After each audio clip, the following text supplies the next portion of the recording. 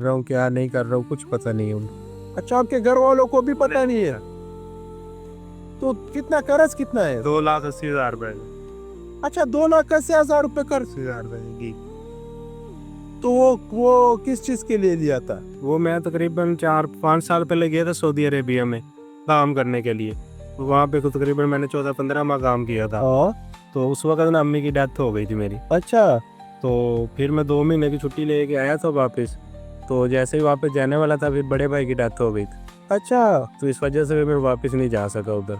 अच्छा। फिर उन्होंने मेरे से चेक ले लिए। तो एक चेक पे FIR और बाकी 2 चेक उन्होंने FIA में दिए हुए। तो इधर आप किधर रहते हो फैसलाबाद में? यार बस जिधर ही जगह मिलती है सो जाता हूँ।